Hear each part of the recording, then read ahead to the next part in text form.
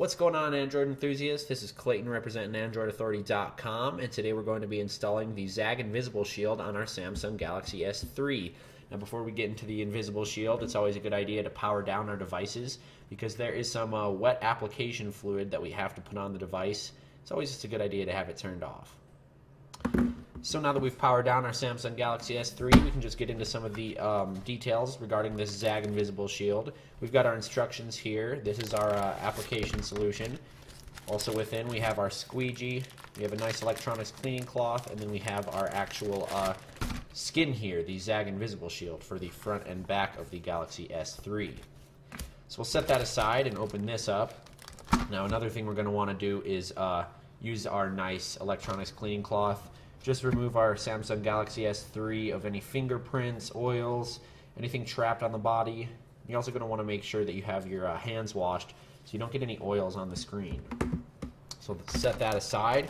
Open up our package here. Set that back. Now, of course, we're going to follow our instructions. Instruction number 1 is cleanliness. Make sure your hands are washed. Make sure the device is free of fingerprints and oils.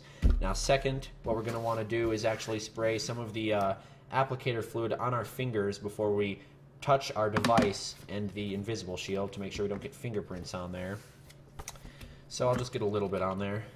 A little bit on my fingers there.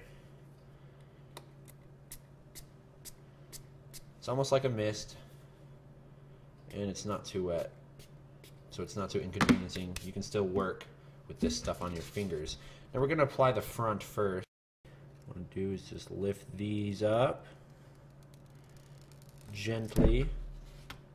Now, as this is hanging in your hand, you're going to want to apply some of the solution onto it. You almost want to soak it with the solution.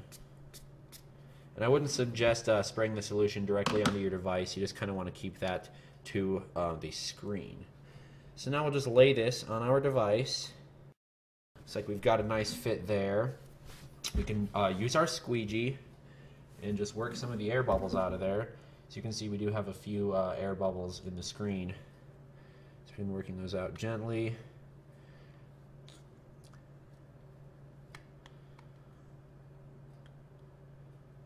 Now, the Invisible Shield is somewhat of a sticky piece of plastic, so you don't want to brush too hard with the squeegee or you might move it across your entire screen. But you're going to want to keep your electronics cleaning cloth handy to catch the excess application solution that comes out of the edges when you squeegee it out. We'll just add this on there.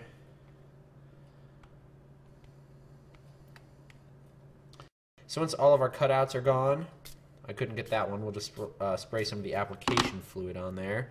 And we're just going to want to do the same thing, just set it on there. I'm going to gauge where to set it by the cutouts for the camera and the LED, the speaker there. Make sure it's not too wet. We're going to want to keep this handy again. Working this out.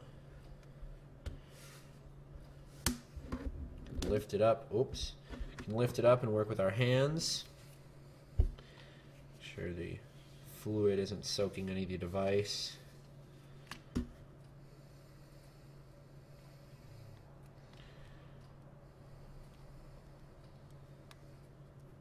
Going to really want to make sure to get our edges on this, but before we tap the edges, we just got to work all of our bubbles out of the sides.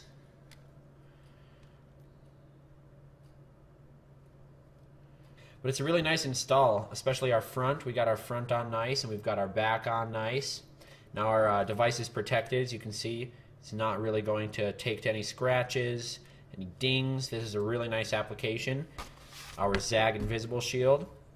And it's installed very easily. Just got to take your time, guys, and then you'll have a nice product installed on your Samsung Galaxy S3. So if you're looking for more protection on your Samsung Galaxy S3, I would suggest installing the Zag Invisible Shield.